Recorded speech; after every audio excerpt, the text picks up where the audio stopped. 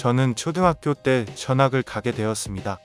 그때 저는 ADHD를 앓고 있어서 평범한 학생들과는 다르게 튀는 행동을 많이 했습니다.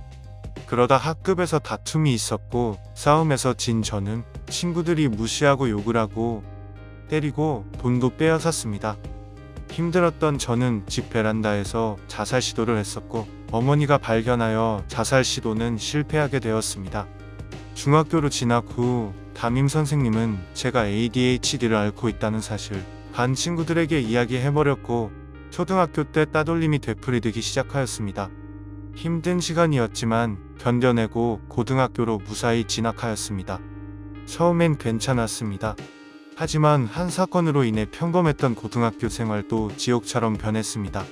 사이버 명예훼손으로 인하여 제가 하지도 않은 사건에 대한 누명과 신상공개가 이루어져 저는 다시 왕따를 당하게 되었고 선생님들도 저를 외면했습니다. 그래서 저는 학교를 자퇴하고 정신과 진료를 받았습니다.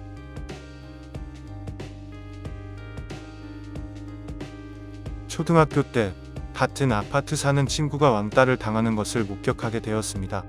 이혼한 부모님을 두고 친구들은 부모 없는 자식 같은 폭언을 일삼았고 말을 걸어도 투명인간 취급하기, 존중하지 않기 등의 왕따를 당했던 친구입니다. 처음엔 장난식이었지만 점점 심해지는 수준이었습니다. 그 친구가 왜 왕따를 당할까 생각해 보았는데 부모님에 대한 상처가 너무 큰 나머지 화가 날 땐 무작정 화를 내고 우울할 땐 한없이 우울하여 친구들 사이에서 이상한 애다 라는 소문이 퍼지면서 왕따를 당하게 되었다는 생각이 듭니다.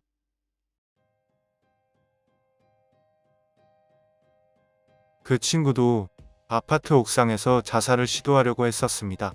그 현장을 발견하게 되었고 순간 제가 자살 시도하려고 했을 때 어머니가 제지한 장면이 생각나 주저하지 않고 옥상으로 올라가 한동안 붙잡고 함께 이야기를 하여 자살 시도를 멈추게 되었습니다.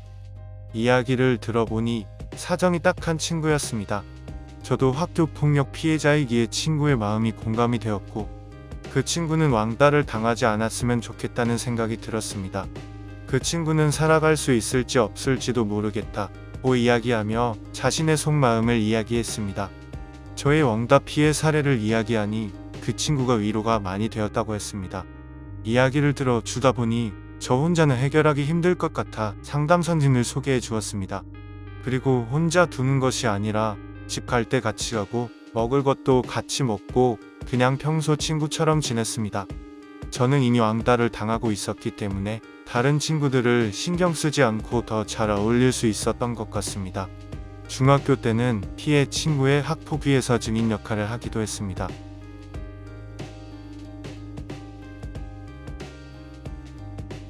친구 한 명을 살렸다는 점이 너무 기뻤습니다.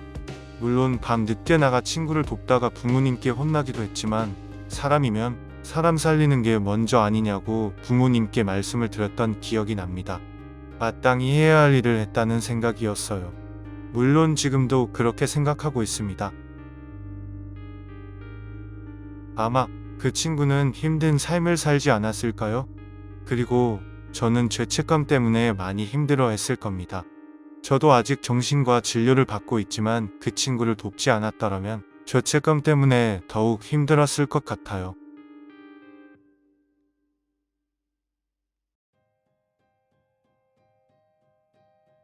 학교 폭력은 예방이 먼저라고 생각합니다. 내가 피해자라면 어떤 마음이 들까? 라고 생각해보는 기회를 가져봤으면 합니다. 한 사람의 인생을 좌지우지할 수도 있는 학교 폭력은 근절되어야 한다는 생각이 듭니다. 서로가 학교 폭력에 대한 관심을 가질 수 있는 문화를 조성하면 따뜻하고 즐거운 학교 생활을 만들어갈 수 있을 거라는 생각이 듭니다.